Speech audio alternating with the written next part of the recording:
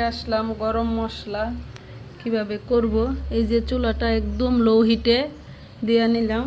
এই যে দেখেন, এই যে যত জাতের গরম মশলা আছে কোনো কিছু বাদ রাখি নেই।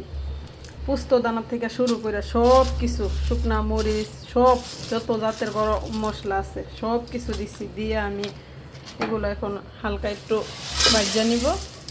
আমি একটু পরিমাণে বেশি করতেছি, আমার একটু বেশি লাগে, যে যেমন লাগে এমন কইরা নেবেন।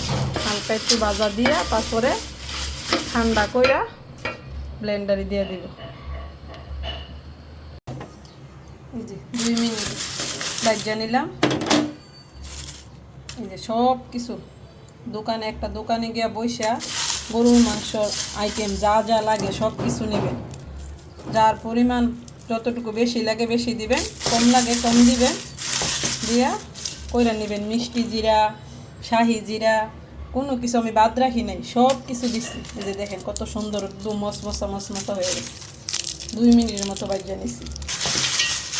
এখন একটু ঠান্ডা হইতে দিছি, ঠান্ডা হওয়ার পরে ব্লেন্ডার দিয়ে কইরা নিচ্ছি। এই যে ব্লেন্ডারে দিয়ে দিলাম, এখন করবো। ব্লেন্ডারে দিয়ে দিচ্ছি। এই যে নিয়ে আসলাম ব্লেন্ডার করে। এই যে দেখুন কত সুন্দর হয়েছে, কত সুন্দর হয়েছে। দেখুন পুরো 1 বছরের জন্য আমি সংগ্রহ করে রাখবো। 2টা ডিব্বাত রাখবো, একটা খাওয়ার জন্য, এখন কোরবানিদের জন্য আরেকটা রেখে দিব। পুরো 1 বছর। আমার তো মনে হইতেছে আজকেই আমার কোরবানি ঈদ।